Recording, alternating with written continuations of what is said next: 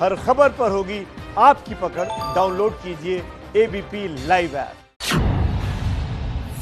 रिया को समन की खबर सबसे पहले एबीपी न्यूज पर।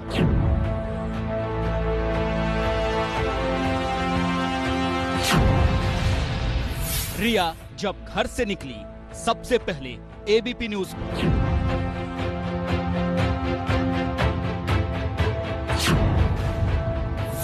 रिया एनसीबी ऑफिस पहुंची सबसे पहले एबीपी न्यूज पर।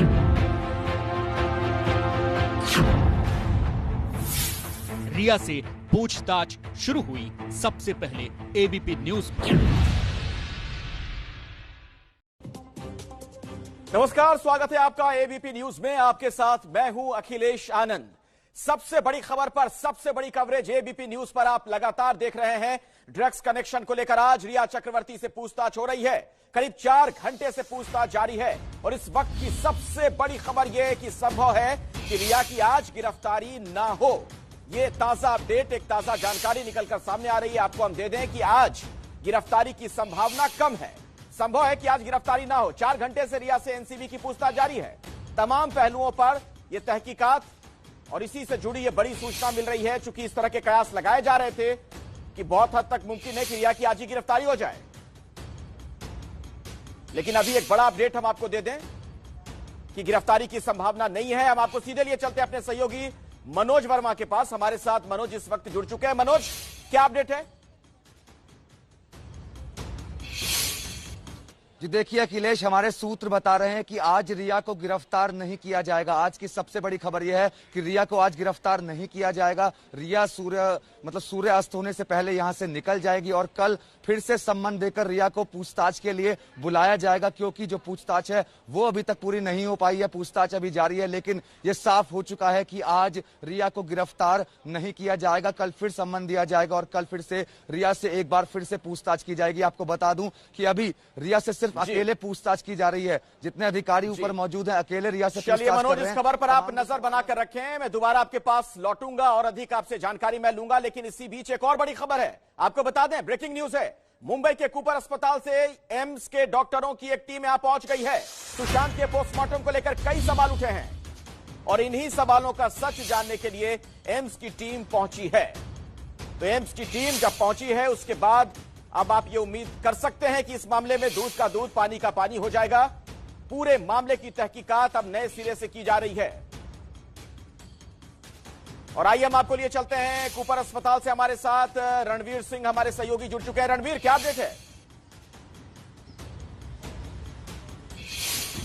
देखिए, सुशांत सिंह राजपूत का पोस्टमार्टम करने वाले 5 डॉक्टर्स की जो टीम है, जिसमें डॉक्टर एंगले, डॉक्टर सुनावनी, डॉक्टर पाटिल समेत कुल 5 डॉक्टर्स थे। उन 5 डॉक्टर्स को ग्रिल करने के लिए 4 एम्स के डॉक्टर और सीबीआई के कुछ अधिकारी इसी कूपर अस्पताल में पहुंचे हैं और इन डॉक्टर्स से पूछताछ करके ये पड़ताल करेंगे कि आखिर जो एसओपी थी, यानी स्टैंडर्ड ऑपरेटिंग प्रोसीजर था पोस्टमार्टम का, उसको फॉलो किया गया या नहीं किया गया। जो बॉडी पे लिगेचर मार्क था या जो गले पर इंजरी थी उसको लेकर क्या ऑब्जर्वेशन था। जो इंटरनल ऑर्गन्स थे, उन ऑर्गन्स को लेकर के जो अभी पीएम रिपोर्ट जो थी उसमें मेंशन नहीं किया गया था इंटरनल ऑर्गन्स के बारे में, उनको लेकर पूछताछ करेंगे। जो डेथ हुई उसके कॉजेज क्या थे, उनके ऑब्जर्वेशंस क्या थे डॉक्टर्स के जिन्होंने पोस्टमार्टम किया था। तो इस तरह के कई ऐसे सवालात हैं। साथ ही जो खाने को लेकर कि जूस की बात आ रही थी, तो अंदर जो पोस्टमार्टम हुई थी उसमें खाने के क्या क्या पार्टिकल्स मिले थे। ऐसे कई सवालात हैं जो 5 डॉक्टर्स की टीम जिन्होंने पोस्टमार्टम किया था उनसे पूछताछ की जानी है। और चूंकि सीबीआई डॉक्टर्स इसमें सीबीआई अधिकारी इसमें एक्सपर्ट नहीं थी, इसीलिए एम्स के 4 डॉक्टर्स की टीम को यहां इस कूपर अस्पताल लाया गया है और यहां अंदर फिलहाल पूछताछ चल रही है। मैं पीछे दिखाऊंगा आपको, बिल्कुल सामने ये जो गाड़ी दिखाई दे रही है, ये गाड़ी सीबीआई अधिकारी की है जो कल सुशांत के घर भी पहुंचे थे जब मीतू सिंह वहां पे पहुंची थी। और आज वही अधिकारी यहां पर कूपर अस्पताल आए हैं और इसी अस्पताल में सुशांत सिंह को लाया गया था, जहां पर उनकी डेथ को घोषित किया था और बाद में यहां पे पोस्टमार्टम हुआ था। ऐसे में यहां पर फिलहाल जो अधिकारी हैं सीबीआई के, वो बीते करीब 40 मिनट से अंदर मौजूद हैं। एम्स के डॉक्टर्स भी मौजूद हैं और जो 5 डॉक्टर्स की टीम थी उनसे पूछताछ पड़ताल हो रही है और पोस्टमार्टम को लेकर के अलग अलग एंगल्स जो हैं उनकी छानबीन हो रही है। जी रणवीर, पोस्टमार्टम रिपोर्ट को लेकर सवाल अगर खड़े हुए तो इसका बड़ा सीधा सा मतलब है जिन लोगों ने पोस्टमार्टम किया, जो डॉक्टर्स वहां पर थे, उन पर भी सवाल खड़े हुए हैं। तो क्या इस पहलू से, इस दृष्टिकोण से भी यह जांच हो रही है? अभी जो पूरी टीम पहुंची है, क्या इन मामलों से जुड़े जो तमाम सुराग सबूत हैं उसे खंगालेंगे? देखिए, बिल्कुल जैसे सुशांत की मौत के बाद ये हुआ था कि सबसे लास्ट में उन्होंने जूस पिया था। अब उस जूस पिया था या कुछ और उन्होंने पिया था, ये सारी चीजें निकल कर आएंगी। इंटरनल ऑर्गन्स में क्या इंजरी थी या नहीं थी, लिगेचर मार्क था, गले में जो चोट का निशान था वो किस तरीके का था, साथ ही कई ऐसे सवाल हैं जो पोस्टमार्टम से जुड़े हुए हैं और कई चीजें पोस्टमार्टम में मेंशन नहीं थी। ऐसे में 5 डॉक्टर्स का ऑब्जर्वेशन क्या था बॉडी को लेकर के, पोस्टमार्टम को लेकर के, रिपोर्ट को लेकर के, इसीलिए डॉक्टर इंगले, डॉक्टर सुनावने समेत जो डॉक्टर्स हैं उनको भी पूछा जा रहा है। उनको पूछा ये भी जाएगा कि आखिर जब यहाँ पे पहुंचा था तो क्या स्टेटस थी, यहाँ पे पहुंचने के बाद क्या उनको बचाया जा सकता था, नहीं बचाया जा सकता था, ब्रॉड डेड थे कि नहीं थे। आता हूं रणवीर, मैं आपके पास आऊंगा, लेकिन उससे पहले जरा हम एनसीबी दफ्तर का रुख कर लेते हैं। मृत्युंजय वहां पर मौजूद है, हमारे और सहयोगी, वहां से कुछ ताजा जानकारी मिल पा रही है क्या, जो पूछताछ वहां चल रही है रिया से? मृत्युंजय जी बिल्कुल, आपको बता दें कि 4 घंटे का समय बीत चुका है। मुख्य रूप से रिया अपने ऊपर लगे आरोपों को डिनाई कर रही हैं और जो रिया साफ तौर पर कर रही है कि अपने भाई से चैट करना कोई गुनाह नहीं है। वो बार बार दलील दे रही है कि एक भाई बहन के बीच का चैट है और मैंने किसी ड्रग पेडलर या मैंने किसी ड्रग डीलर से बातचीत नहीं की, यही उनका मूल आधार रहे जिसको लेकर ये किया। आपको बता दें कि थोड़ी सी हलचल हो रही है। मैं जरा कैमरामैन से कहूंगा कि उस हलचल की तस्वीरें जरा दिखाएं कि किस प्रकार की आवाजाही। देखिए, कोई एक गाड़ी है जिसमें कोई अधिकारी पहुंचे हुए हैं, तो आपको बता दें कि बड़े अधिकारियों का यह भी लगातार पहुंचना शुरू है। इसके पहले पूछताछ कुछ जगहों पर मीटिंग थी। ये अशोक मुथा जैन नजर आ रहे हैं मुझे गाड़ी में, जो कि वरिष्ठ अधिकारी हैं एनसीबी के, वो सीधे अंदर जा रहे हैं। कुछ मीटिंग के लिए जब करना होता है तो ये जो अधिकारी हैं एनसीबी के, वो दूसरी जगह प्रेफर करते हैं और मीटिंग करने के बाद वो वापस यहाँ पर आ जाते हैं। तो ये वरिष्ठ अधिकारी यहाँ पर पहुंचे हैं। मैं आपसे जिक्र कर रहा था कि अब तक किस प्रकार की जांच पड़ताल चल रही है। तो 4 घंटे की पूछताछ में रिया ने अपने ऊपर लगाए आरोपों का खंडन किया है। मुख्य रूप से कहा है कि मैंने कभी किसी पेडलर या फिर किसी ड्रग डीलर से कभी बात नहीं की।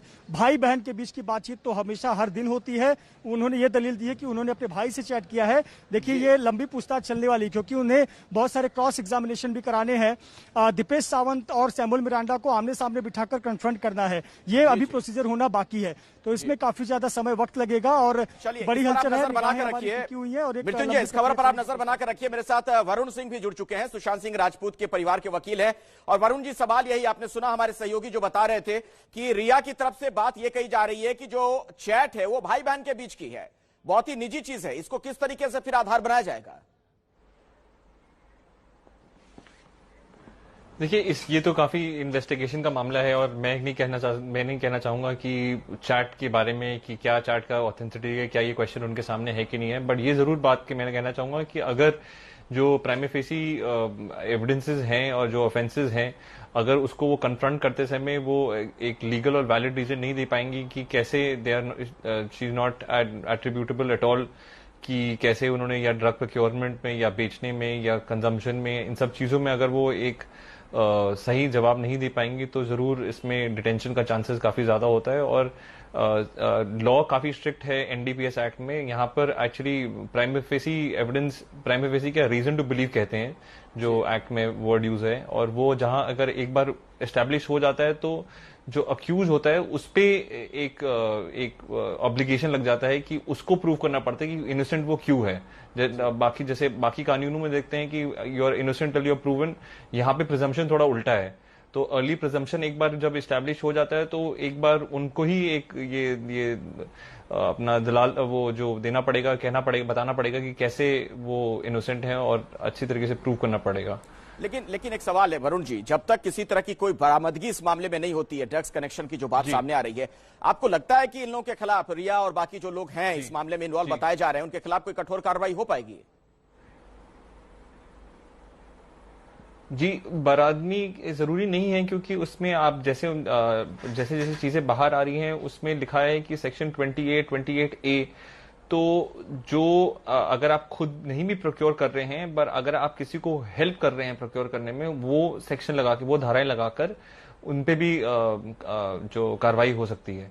तो जरूरी नहीं है कि जितने लोग जितने लोग इस पूरे इंसिडेंट में डिटेन हो रहे हैं उन सबके पास कुछ ना कुछ अमाउंट निकले ही। अगर उन्होंने फैसिलिटेट भी किया है किसी तरीके से तो उस पे भी उन पे कार्रवाई हो सकती है, उस पे भी उनको जेल हो सकता है। आप लोगों ने फोरेंसिक रिपोर्ट पर भी कई सवाल खड़े किए थे और अभी एम्स की एक टीम बाकायदा पहुंची हुई है इसी की जांच पड़ताल के लिए। जो वहां पर डॉक्टर्स हैं उनसे बातचीत भी की जा रही है। आप लोगों की बड़ी आपत्ति क्या थी इस पर? क्या ऐसी चीजें आपको नजर आई जिसको लेकर आपको लगा कि यह संदिग्ध है रिपोर्ट? देखिए, ये सब चीजें भी इन्वेस्टिगेशन के दौरान ही बाहर आई थी कि जैसे कि टाइम नहीं था उस पर लिखा हुआ, टाइम ऑफ डेथ, जो बहुत बड़ी बात होती है कि टाइम ऑफ डेथ लिखा ही ना हो। ऊपर नीचे होना एक बात है, पर टाइम लिखा ही ना हो, और फिर जो भी उसके डिस्क्रिप्शन में बहुत सारी चीजें हैं जो एकदम ही काफी वेग तरीके से लिखा हुआ है, तो इन सारी चीजों पे आशंका जरूर खड़ा होता है। पर ये सारी चीजें हमें भी जो सर्कुलेशन में मिला है, मीडिया में मिला है, उसके बेसिस पे ही हमें भी आशंका हुआ है, क्योंकि हम एज ए कंप्लेनेंट फैमिली, हम आप समझते हैं हम इन्वेस्टिगेशन तो कर नहीं रहे, इन्वेस्टिगेशन तो इन्वेस्टिगेटिव एजेंसीज कर रही हैं, और आप लोगों ने जितना इतना कुछ डिस्कवर किया उसके बेसिस पे हमें पता चला है, और इसी वजह से हमने भी शक किया है इन सब चीजों पे। और आई एम श्योर अगर सीबीआई और इतने टॉप डॉक्टर्स इसको एनालाइज कर रहे हैं तो वो किसी अच्छे वजह से ही कर रहे हैं, और आई एम श्योर अगर वो जब जांच पड़ताल में कुछ ऐसा निकलेगा तो जरूर उस पर सख्त से सख्त कार्रवाई की जाएगी। जी जी, चलिए मैं दोबारा आपके पास लौटूं, उससे पहले जरा अपने दर्शकों को हम एक बार फिर से एनसीबी दफ्तर लिए चलते हैं। मृत्युंजय सिंह हमारे साथ, हमारे सहयोगी वहां से जुड़े हुए हैं। यहीं पर रिया चक्रवर्ती से पूछताछ चल रही है और बेहद अहम है आज की पूछताछ। एक बड़ा सवाल यह खड़ा हो गया है कि क्या गिरफ्तारी भी मुमकिन है रिया की? ये एक बहुत अहम सवाल आज का। और मृत्युंजय, मैं आपके पास आ रहा हूं, जरा मुझे यह बताइए, जो पूछताछ चल रही है क्या उसमें उन व्हाट्सएप चैट्स का भी जिक्र किया जा रहा है जो कहा जा रहा है कि ईडी ने उसे रिट्रीव किया था, जिसमें तथाकथित ड्रग्स डीलर गौरव आर्या से इनकी बातचीत हुई थी रिया की?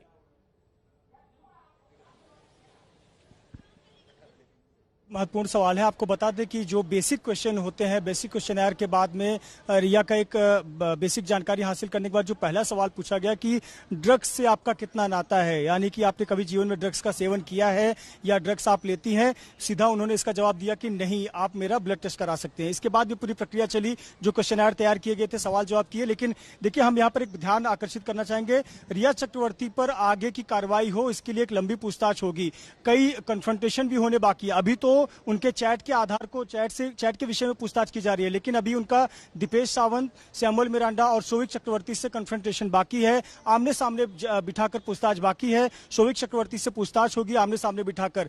9 तारीख तक की सभी की रिमांड मिली हुई है।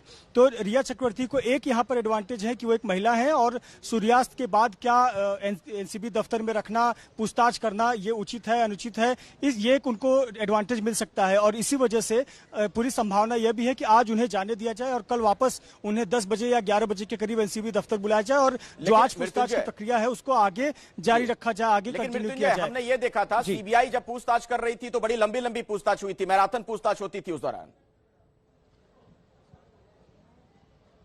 जी बिल्कुल सही कहा आपने। जब पूछताछ होती थी तो उस समय आपको पता होगा कि जो सीबीआई के वरिष्ठ अधिकारी हैं वो वहां पर मौजूद रहती थी, महिला अधिकारी मौजूद रहती थी। यहां भी महिला अधिकारी मौजूद है, लेकिन ये जो प्रक्रिया है काफी लंबी चल रही है। आज की जो पूछताछ है वो उनके व्हाट्सएप चैट पर आधारित है। इसके बाद में जो अगला एंगल होगा वो फाइनेंशियल एंगल का होगा, जिसमें कई बार सेम जो इलेक्ट्रॉनिक एविडेंसेस मिले हुए हैं। मसलन उदाहरण के तौर पर मैं बताऊं कि एक ड्रग पेडलर का लोकेशन अगर बैंड्रा है तो उसी लोकेशन पर सैमुअल मिरांडा का लोकेशन दिख रहा है, और उसके थोड़े समय बाद में गूगल पे से अमाउंट पैसे पे किए गए हैं। तो ये जो इलेक्ट्रॉनिक एविडेंसेस हैं इसके आधार पर भी पूछताछ बाकी है। फाइनेंशियल एंगल कि आपको पैसे कहां से आते थे, आप पैसे क्यों खर्च करते थे, ये जो छोटे छोटे किस्तों में पैसे कटे हैं 16,000 रुपए 22,000 रुपए, ये किस बात के लिए पे किए गए हैं, हर दूसरे दिन ये किस प्रकार का खर्चा दिखाया जा रहा है। तो जब ये फाइनेंशियल एंगल हो जाएगा और तीसरी बार जब ये पूरी विस्तृत जानकारी हो जाएगी तब यहां पर कन्फ्रंटेशन होगा कि सैमुअल मिरांडा ने तो ये बात कही थी लेकिन आप इस पर ये जवाब दे रही हैं, शोविक चक्रवर्ती ने तो ये बात कहा लेकिन आप इस पर ये जवाब दे रही हैं। तब यहां पर रिया चक्रवर्ती की मुश्किलें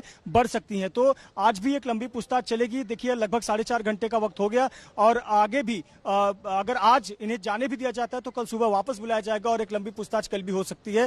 फिलहाल अब ये नजर रखनी होगी कि आज शाम 6-7 बजे तक की पूछताछ में एनसीबी को क्या कुछ कॉन्क्रीट एविडेंस मिलते हैं रिया चक्रवर्ती के खिलाफ। जी चलिए, इस पर आप नजर बनाकर रखिए। एक बार फिर से हम वरुण सिंह का रुख कर लेते हैं। सुशांत सिंह राजपूत के परिवार के वकील हमारे साथ लगातार जुड़े हुए हैं। और वरुण, देखिए सवाल अब यह भी खड़ा हो गया, जो बात आप लोग बराबर कह रहे हैं, लगातार कह रहे हैं, ये रिया का जो ड्रग्स कनेक्शन है इसके तार आखिर, और इस बीच एक नई तस्वीर जो है उसके बारे में आपको बता दें, नीतू सिंह से आज भी कुछ जानकारी ली गई है। सुशांत सिंह राजपूत की जो बहन है, सीबीआई ने उनसे कुछ जानकारी ली है। नीतू सिंह है मुंबई में जो बहन है उनसे पूछताछ हो रही है। मुंबई में जो बहन उनकी रहती है उन्हीं से पूछताछ की जा रही है। नीतू सिंह है, डीआरडीओ गेस्ट हाउस से ये बाहर निकली हैं, उनसे सीबीआई की पूछताछ अभी अभी खत्म हुई है। ये जो तस्वीर आप देख रहे हैं सफेद रंग की कार, उसी से रवाना हुई अभी थोड़ी देर पहले मीतू सिंह।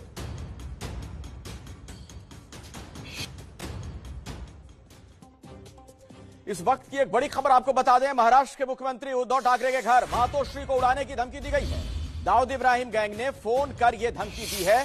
बताया जा रहा है कि फोन कॉल दुबई से किया गया है। शिवसेना का यह मुख्यालय है मातोश्री, जिसे उड़ाने की धमकी दी गई है और बताया जा रहा है कि दुबई से यह फोन आया। गणेश ठाकुर हमारे साथ इसी खबर पर जुड़ रहे हैं अधिक जानकारी के साथ। गणेश, बताएं क्या है पूरा मामला। मातोश्री मुख्यमंत्री का निवास स्थान है और यहीं पर मुख्यमंत्री रहते हैं। आज 3 से 4 बार दुबई से एक व्यक्ति ने, जो खुद को दाऊद इब्राहिम गैंग का मेंबर बता रहा था, दाऊद का दाहिना हाथ खुद को बता रहा था, और उसने कॉल करके लैंडलाइन पे ये कहा कि दाऊद भाई के कहने पर मातोश्री को जल्दी उड़ाया जाएगा, बच सकते हो तो बच लो। इस तरह की धमकी दी, एक नहीं 2 बार नहीं तो 3 से 4 बार उसने कॉल किया और इस तरह की धमकी दी, जिसके बाद मुंबई पुलिस ने मुख्यमंत्री के सुरक्षित इस निवास स्थान पर और सुरक्षा बढ़ा दी है। वहाँ स्पेशल फोर्सेज ला दिए गए हैं और वहाँ पर अब किसी को भी अंदर आते जाते हुए पूरी तरह से डबल चेक करके अंदर छोड़ा जा रहा है। अभी मुख्यमंत्री का जो कॉन्वॉय जो बाहर निकला है, हमारे कैमरे पे तस्वीरें कैद हुए हैं, उसमें भी अतिरिक्त सुरक्षा दी गई है। गाड़ियां ज्यादा लग गई हैं और साइबर सेल जो मुंबई पुलिस का है, महाराष्ट्र पुलिस का है, उनको काम दिया गया है। महाराष्ट्र एटीएस भी इस पर काम देख रही है कि आखिर ये कॉल करने वाला व्यक्ति वाकई में डी गैंग का कोई मेंबर है या फिर इसने मस्ती करने के लिए क्लोन कार्ड लेकर या दुबई का सिम कार्ड लेकर मुंबई से कॉल किया है। तो उस व्यक्ति तक पहुंचने की कोशिश चल रही है। दोनों ही मामले बहुत गंभीर हैं। अगर किसी ने मस्ती की है तो मुख्यमंत्री की सुरक्षा के साथ इस तरह मस्ती करना एक गुनाह है, तो उस व्यक्ति तक पहुंचने की कोशिश होगी। लेकिन अगर वाकई में डी गैंग का मेंबर ये कॉल कर रहा है तो मुख्यमंत्री के लिए चिंता का विषय है, क्योंकि शिवसेना कई सालों से खुद बाला साहब ठाकरे दाऊद के दुर्विरोधी रहे हैं, उसके खिलाफ लगातार मुहिम छेड़ते रहे हैं। मुंबई बम धमाकों के बाद दाऊद को अपना दुश्मन नंबर 1 बाला साहब ठाकरे ने बताया था। वहीं उद्धव ठाकरे की भी भूमिका है। शिवसेना दाऊद के खिलाफ लगातार बात करती आ रही है और यही वजह थी कि हमेशा Z+ सिक्योरिटी में बाला साहब ठाकरे रहे, क्योंकि उनको दाऊद गैंग की धमकी थी, उनको उनसे खतरा था। तो ऐसे में अब उद्धव ठाकरे उसी श्रेणी में आते हैं। उनको धमकी लगातार या उनकी सुरक्षा में अब मुख्यमंत्री के होने के नाते उनकी सुरक्षा तो बढ़ाई ज्यादा है ही, लेकिन इस धमकी के बाद सुरक्षा बढ़ा दी गई है और मुंबई पुलिस के साथ साथ विशेष पुलिस भी अब यहाँ उनके निवास स्थान के यहाँ तैनात किए गए हैं और इस व्यक्ति तक पहुंचने की कोशिश की जा रही है जिसने कॉल किया था। उद्धव, तो इस खबर गणेश इस खबर पर आप नजर बनाकर रखिएगा। तो उद्धव ठाकरे के लिए एक चिंता की बात जरूर है मुख्यमंत्री के लिए, और ऐसे में सुरक्षा बहुत ज्यादा बढ़ा दी गई है, जो एक बड़ी जानकारी हमें मिल रही है। रिया का ड्रग्स चरित्र हम आपको दिखाने वाले हैं और इस वक्त की सबसे जो बड़ी खबर है वो आपको बता दें। पिछले 4.5 घंटे से रिया से पूछताछ की जा रही है। एनसीबी के अधिकारी उसे ग्रिल कर रहे हैं, रिया को, उससे तमाम जानकारियां जुटाई जा रही हैं। ड्रग्स कनेक्शन में तमाम सुराग और सबूत इकट्ठा करने की कोशिश में है जांच एजेंसी। एनसीबी ऑफिस में रिया चक्रवर्ती मौजूद है और पिछले करीब 4.5 घंटे से पूछताछ जारी है। ड्रग्स कनेक्शन में रिया से कई अहम जानकारियां जुटाई जा रही है। जो भी तमाम इलेक्ट्रॉनिक सबूत हाथ लगे हैं जांच एजेंसियों के, उनके आधार पर सवाल जवाब किया जा रहा है। कोशिश यही है कि रिया से यह पता कर सके कि आखिर कैसे ड्रग्स डीलर्स के संपर्क में वो आई, जो उन पर गंभीर आरोप लगा है। यही नहीं, उनके भाई का क्या ड्रग्स कनेक्शन है और बाकी जो ये कड़ी जुड़ती हुई नजर आ रही है ड्रग्स पेडलर से, आखिर कौन कौन उसके अहम किरदार हैं, पूरी पड़ताल करती हुई एनसीबी। पिछले 4.5 घंटे से एनसीबी दफ्तर में पूछताछ हो रही है। केपीएस मल्होत्रा हैं डिप्टी डायरेक्टर एनसीबी के, वो भी पूछताछ में शामिल हैं। रिया से जो सवालात हो रहे हैं, कौन से अधिकारी वहां पर मौजूद हैं, हम आपको बता रहे हैं। अमित घबाटे भी हैं, जोनल डायरेक्टर हैं एनसीबी के, वो भी मौजूद हैं इस पूछताछ में, वो भी मौजूद हैं। इसके अलावा समीर वानखेड़े हैं जोनल डायरेक्टर एनसीबी के, वो भी मौजूद हैं वहां पर। रिया चक्रवर्ती से जो पूछताछ की जा रही है, ये तमाम बड़े अधिकारी ग्रिल करते हुए रिया को। और आइए सीधे हम आपको लिए चलते हैं एनसीबी दफ्तर से। हमारे साथ मृत्युंजय सिंह हमारे सहयोगी जुड़ चुके हैं। मृत्युंजय, अब तक की पूछताछ में क्या बड़ी बातें निकलकर सामने आ रही हैं जिससे लग रहा है कि रिया पर अब फंदा कस जाएगा? जी बिल्कुल, रिया चक्रवर्ती पर शिकंजा कसते जा रहा है क्योंकि हर सवालों के जवाब के साथ ये जो फंदा कसने की कस है वो मजबूत होती जा रही है। इसी एक्सचेंज बिल्डिंग की तीसरी मंजिल पर जो एनसीबी का दफ्तर है वहां पर लगातार पूछताछ हो रही है और बड़े अधिकारियों की निगरानी में पूछताछ हो रही है। आपको बता दें कि रिया चक्रवर्ती से पूछताछ के 4 चरण है। सबसे पहला चरण कि उनके ड्रग्स चैट के संबंध में है, उनका ड्रग्स का चैट जो कि उनके भाई शोविक चक्रवर्ती के साथ है, किस संदर्भ में यह चैट हुआ था, कहाँ के बारे में हुआ था, किस ड्रग्स के बारे में हुआ था, किस संदर्भ में ये शोविक चक्रवर्ती से पूछताछ हो रही है। जब उन्होंने कहा कि ये मेरे भाई से चैट है, मेरा किसी ड्रग डीलर से संबंध नहीं है, तब वो दूसरा चैट सामने रखा गया, गौरव आर्या का चैट। गौरव आर्या जो कि गोवा में ये दोनों की चैट सामने आई थी और गौरव आर्या से इन्होंने पूछा था कि क्या ड्रग्स के बारे में जब बातचीत हुई थी तो रिया चक्रवर्ती ने लिखा था मैंने एक बार एमडी ट्राई किया है।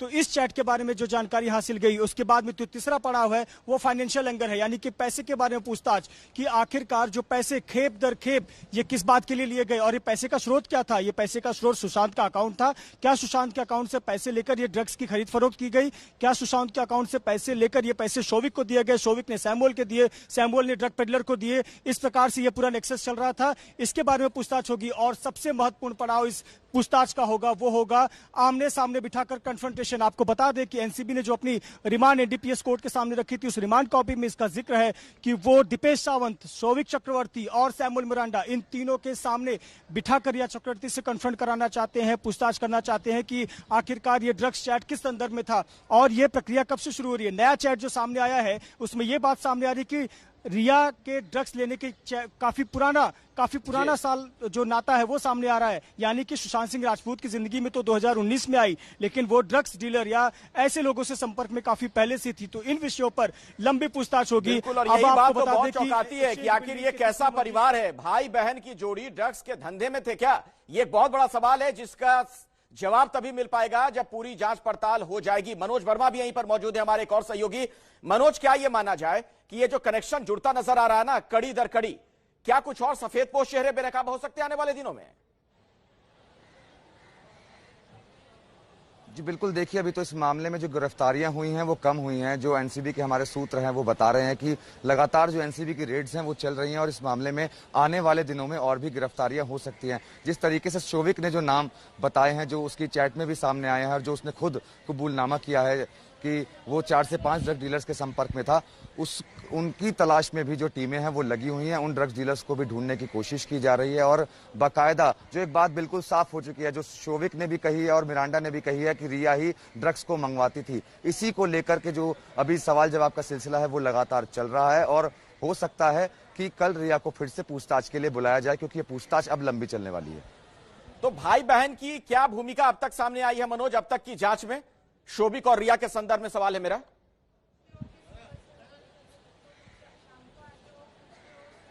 जी देखिए, दोनों की भूमिका की अगर मैं बात करूं तो शोविक लॉकडाउन के दौरान सुशांत के ज्यादा करीब हो गया था, वो वहां पर घर पे ज्यादा जाने लगा था, तो सुशांत को जो ड्रग्स है वो शोविक ही प्रोवाइड करवाता था रिया के कहने पर। उसी दौरान की जो लोकेशंस निकली हैं, जो एनसीबी के पास इलेक्ट्रॉनिक एविडेंस जो मौजूद हैं, वो लोकेशन ये बताती है कि शोविक जो है रिया के कहने पर ड्रग्स का इंतजाम करता था। जैसा कि अभी थोड़ी देर पहले मृत्युंजय ने भी बताया कि जो पेमेंट थी बाद में गूगल पे के जरिए की जाती थी।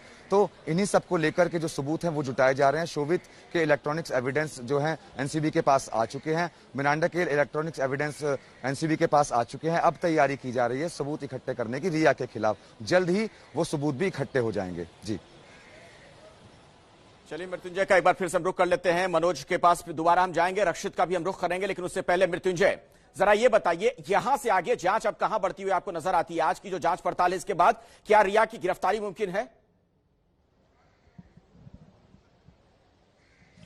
देखिए, उसी दिशा में एनसीबी काम कर रही है, क्योंकि जो शुरुआती सबूत मिले हैं वो तो रिया चक्रवर्ती के खिलाफ है। अब रिया चक्रवर्ती उस पर क्या सफाई देती हैं, क्या स्पष्टीकरण देती हैं, वो बहुत कुछ निर्भर करता है। रिया चक्रवर्ती अपनी सफाई में क्या कुछ कहती हैं कि उनके ड्रग डीलर से संबंध नहीं थे, उनका किसी से सीधा चैट नहीं है, उन्होंने जो खरीद के लिए पैसे दिए 18,000 रुपए, 12,000 रुपए, वो किस संदर्भ में दिए हैं, किसे दिए? अगर इसका वो संतोषजनक जवाब नहीं देती हैं तो कहीं ना कहीं वो जो शिकंजा है ना गिरफ्तारी का, वो अपने नजदीक इर्द गिर्द लाते जा रही हैं और ये लंबी पूछताछ चलेगी। और एनसीबी ने बहुत पहले से तैयारी कर रखी है। और देखिए सीक्वेंस देखिए किस प्रकार से गिरफ्तारियां हुई हैं। अब्बास को गिरफ्तार किया गया, अब्बास की निशानदेही पर कर्ण अरोरा को गिरफ्तार किया गया, जैद विलांतरा को गिरफ्तार किया गया, इसके बाद में बासित को गिरफ्तार किया गया। उसके बाद इन चारों की गिरफ्तारी के बाद दीपेश और सैमुअल और शोविक पर पहुंचे हैं। यानी कि ध्यान दीजिए कि ये कहीं ना कहीं सुशांत के घर के जो सदस्य थे, रहने वाले लोग, उन पर शिकंजा कसा है। और अब मेन किरदार रिया का क्या रोल है, इसीलिए पूछताछ की जा रही है। और जैसा सहयोगी मनोज बता रहे हैं कि एक लंबी पूछताछ चल रही है,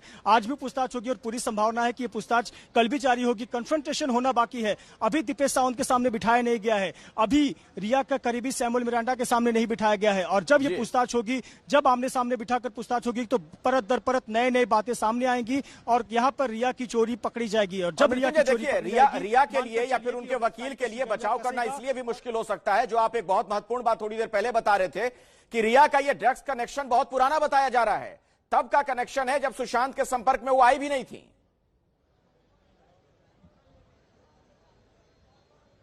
जी बिल्कुल, देखिए गौरव आर्या से चैट कब का है? गौरव आर्या से चैट उनका 2-3 साल पुराना है। गौरव आर्या से चैट में वो खुद कबूल कर रहे हैं कि हाँ मैंने एक बार एमडी ड्रग लिया था। तो आप इससे मानकर चलिए कि कहीं ना कहीं वो खुद सबूत दे रही हैं कि उन्होंने ड्रग्स कभी न कभी सेवन किया था। अब उन्हें यह साबित करना है कि वो ड्रग्स के संदर्भ में बातचीत नहीं थी, किसी और संदर्भ में बातचीत थी। देखिए ये तो पब्लिक डोमेन में या कि हम कहें मीडिया के चैनलों के स्क्रीन पर ये चैट आ गई है, लेकिन एनसीबी के पास ऐसे और भी बहुत से सबूत हैं जिसमें साफ तौर पर ये बातें साफ हो रही हैं कि रिया चक्रवर्ती ने और भी ड्रग्स की बातें की हैं, ड्रग्स खरीदने की बात की है, ड्रग्स लेने की बात की है, ड्रग्स मंगाने की बात की है।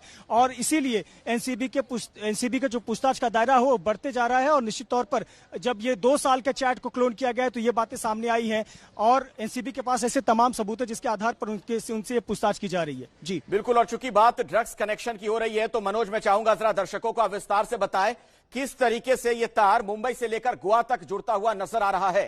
कौन कौन से लोग हैं जिनकी अब तक गिरफ्तारी हुई है, उनकी क्या भूमिका पाई गई? जी बिल्कुल, देखिए अखिलेश, सबसे पहले मैं आपको बताना चाहूंगा इस पूरे मामले में अब्बास को गिरफ्तार किया गया, करण को गिरफ्तार किया, उन दोनों की निशानदेही पर जैद विलात्रा को गिरफ्तार किया गया और बासित परिहार को गिरफ्तार किया गया। और उन दोनों से जब पूछताछ की गई तो उन दोनों से पूछताछ में शोविक का नाम सामने आया, क्योंकि शोविक डायरेक्ट टच में था बासित परिहार के। और जब शोविक से पूछताछ की गई और मिरांडा से भी पूछताछ की गई तो ये सामने निकल करके आया कि रिया दोनों के जरिए ड्रग्स को मंगा रही थी और पैसे भी रिया ही दे रही थी और वो भी पैसे सुशांत सिंह राजपूत के अकाउंट से निकाल कर दिए जा रहे थे। तो ये चेन सीधी की सीधी डायरेक्ट कनेक्ट हो रही है। इसी बीच रिया की कुछ चैट भी सामने आई हैं जिसके अंदर वो गोवा में जो गौरव आर्य है उससे बात करती हुई साफ नजर आ रही है और वो ड्रग्स के बारे में ही बात हो रही है, जिसमें रिया खुद बता रही है कि उन्होंने एमडीएमए ट्राई किया हुआ है। इसके अलावा शोविक की चैट सामने आई, उस चैट से साफ हो जाता है कि शोविक डायरेक्ट टच में था ड्रग्स डीलर्स के और ड्रग डीलर्स से डायरेक्ट जो है वो बात कर रहा था और ड्रग्स मंगा रहा था। इसके इलेक्ट्रॉनिक्स एविडेंस भी जो है एनसीबी के पास मौजूद है। मिरांडा की बात कर लेते हैं।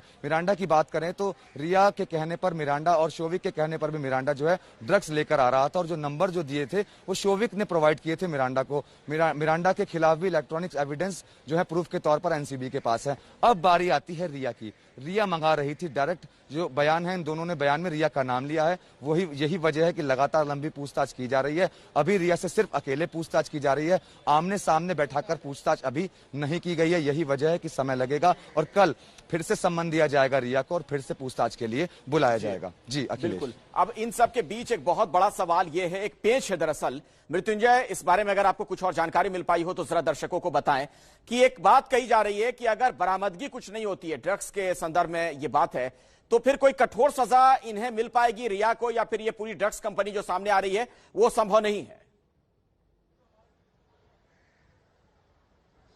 देखिए इस पर हमें ध्यान देना होगा कि एनडीपीएस के सेक्शन क्या लगाए गए हैं। एनडीपीएस के सेक्शन वही लगाए गए हैं जो उन लोगों पर जिनके पास से ड्रग्स बरामद हुए हैं। मसलन कि अब्बास के पास से ड्रग्स बरामद हुआ है, कर्ण अरोरा के पास से ड्रग्स बरामद हुआ है, तो सेक्शन तो वही लगाए गए हैं। लेकिन और एक निश्चित तौर पर सैमुअल के पास से भी अभी ड्रग्स नहीं मिला है, शोविक के पास से ड्रग्स नहीं मिला है। लेकिन जब सबूत मिलेगा कि दोनों में लेन देन हुआ है, पैसे को देकर खरीद फरोख्त हुई है, तो उसमें जो चार्जेस लगाए गए हैं, एनडीपीएस की जो धाराएं लगाई गई हैं, ये सिर्फ धारा सेवन का नहीं लगाया गया है कि सीमित मात्रा में ड्रग्स का सेवन किया गया है।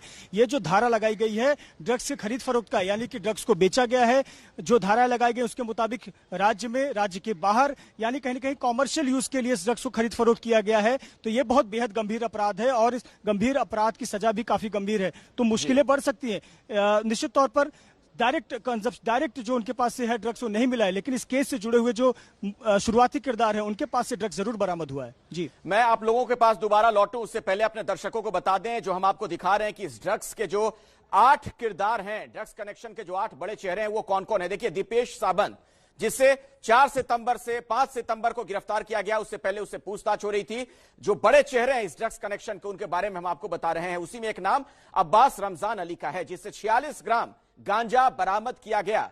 तो कुछ ऐसे लोग हैं जिनसे बरामदगी भी हुई है। 21 साल का यह छात्र है, नौजवान है, बांद्रा पश्चिम में रहता है मुंबई में, जिसके पास से बरामदगी भी हुई है और वो भी इस ड्रग्स का जो ये पूरी जो चेन जुड़ती हुई नजर आ रही है उसका एक महत्वपूर्ण किरदार बताया जा रहा है। इसके अलावा करण अरोड़ा, 13 ग्राम गांजा इसके पास से भी बरामद हुआ है। इसके अलावा कुछ और नाम सामने आ रहे हैं। करण अरोड़ा मुंबई के ही चांदीवली इलाके में रहता है, जमानत पर इसे रिहा किया जा चुका है, यानी इसे जमानत मिल गई है। तो ड्रग्स कनेक्शन के जो 8 चेहरे हैं उनमें जैद विलात्रा का भी नाम है, उम्र 21 साल है।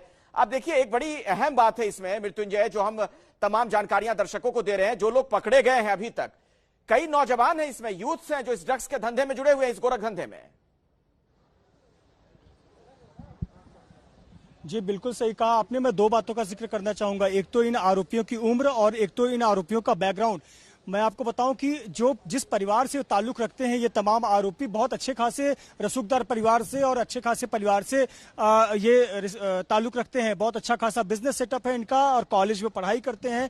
शोविक चक्रवर्ती को ही देख लीजिए, उम्र 24 साल है, अच्छे खासे परिवार से है, बैकग्राउंड काफी अच्छा रहा है। आप सैमुअल मिरांडा, उसके घर में काम करता था, एज बहुत ज्यादा नहीं है। पहला जो इस केस में गिरफ्तारी हुई है अब्बास, उसकी उम्र देख लीजिए, बांद्रा इलाके का। कर्ण अरोड़ा मुंबई के चांदीवली के नाहर शक्ति में रहता है। नाहर शक्ति बहुत अच्छा पॉश इलाका माना जाता है और अच्छे परिवार से संबंध रखता है, स्टूडेंट है वो इस केस में है। तो उम्र जो है वो 20 से 24-26 साल ही है। अगर इसमें भविष्य में कोई गिरफ्तारी होगी तो सबसे अधिक उम्र की अगर कोई होगी तो शायद रिया चक्रवर्ती हो सकती है। लेकिन आप देखें तो ये कॉलेज के छात्र हैं और कहीं ना कहीं इस ड्रग्स नेक्सस में इनका नाम सामने आया, तो ये बहुत चिंता की बात भी है। और कहीं ना कहीं अब जब जांच की बात है, बिल्कुल आप सही कह रहे हैं, और ये नेक्सस टूटे ये भी बहुत जरूरी है कि इसी बहाने कम से कम इस गोरख धंधे में जो लोग लगे हुए हैं वो पकड़े जाएं, कुछ और लोग भी ड्रग्स के चंगुल में न आए, इस लिहाज से भी जांच आगे बढ़े। अब जरा हम डीआरडीओ गेस्ट हाउस का रुख करना चाहेंगे, क्योंकि ये तो एनसीबी की जांच की बात हुई, सीबीआई भी जांच कर रही है। रक्षित हमारे सहयोगी वहां पर मौजूद है। रक्षित, सीबीआई की जांच कहां तक पहुंची और आज कुछ खास डेवलपमेंट देखने को मिला है क्या? बिल्कुल अखिलेश, देखिए, जहां एक तरफ रिया का ड्रग कनेक्शन खंगालने के लिए एनसीबी पर पिछले लगभग 4.5 घंटे से रिया चक्रवर्ती से पूछताछ हो रही है और जैसा हमारे वहां के तमाम साथी जो है वो इनपुट दे रहे थे, अगर मैं डीआरडीओ गेस्ट हाउस की बात करूं जहां पर सीबीआई की टीम रुकी हुई है, तो फिलहाल अंदर जय शाह हैं जो कि फाइनेंशियल मैनेजर सुशांत सिंह राजपूत के थी, उदय सिंह गौरी हैं जो कि उनके टैलेंट मैनेजर थे। इसके अलावा जो लोग यहां से जा चुके हैं जिन्हें बुलाया गया है, उसमें सुशांत सिंह राजपूत की बहन मीतू सिंह जो हैं वो आई थी। लगभग 2-2.5 घंटे की पूछताछ के बाद में या जो भी जानकारी उनसे सीबीआई ने जुटाई उसके बाद में वो जा चुकी हैं। और एक अहम किरदार जो है वो यहां पर आज पहुंचा था और वो था एम्बुलेंस का ड्राइवर, क्योंकि एम्बुलेंस को लेकर के जब सुशांत सिंह राजपूत की डेड बॉडी जो है जाती है तो एक एम्बुलेंस थी, 2 एम्बुलेंस थी, 2 एम्बुलेंस क्यों बुलाई गई, और आखिरकार एम्बुलेंस के जो ड्राइवर्स थे उनके कुछ वर्जन सामने आए थे, तो उन सब चीजों को खंगालने के लिए एम्बुलेंस के जो ड्राइवर थे उनको बुलाया गया था, जो कि आज यहाँ पर सबसे बड़ा इनपुट रहा डीआरडीओ पर।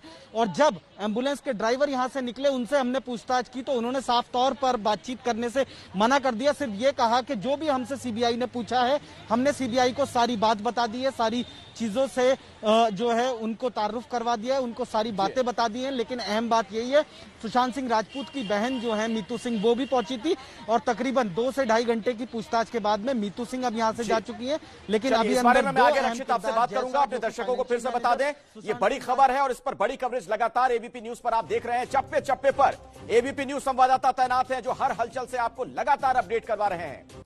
पाकिस्तान का झूठ एक बार फिर से बेनकाब हुआ है। पाकिस्तान में किस कदर आतंकियों का बोलबाला है ये किसी और को बताने की जरूरत नहीं। पाकिस्तान ने खुद कबूल कर लिया है कि उसका पाला पोसा हुआ एक बड़ा आतंकी उसकी खुफिया एजेंसी का अधिकारी है। तो पहले दाऊद पर बड़ा खुलासा हुआ और अब सलाहुद्दीन पर यह कबूलनामा। आईएसआई अधिकारी है सलाहुद्दीन, आतंकवादी। सोचिए, पाकिस्तान में सरकारी दामाद, एक बड़ा अधिकारी जिसे सरकार पैसे देती है। यह है पाकिस्तान का असली चरित्र। खुफिया दस्तावेज से यह बहुत बड़ा खुलासा हुआ है। पाकिस्तान ने एक तरीके से खुद को बेनकाब कर लिया है। सैयद सलाहुद्दीन आईएसआई का अधिकारी है, एक खूंखार दहशतगर्द। पाकिस्तानी एजेंसी का सलाहुद्दीन पर यह बड़ा कबूलनामा सामने आया है। दस्तावेज में सिक्योरिटी क्लियरेंस के आदेश दिए गए हैं।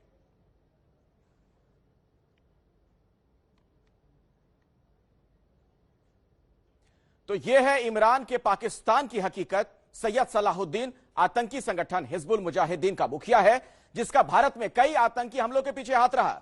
अमेरिका भी सलाहुद्दीन को आतंकी घोषित कर चुका है।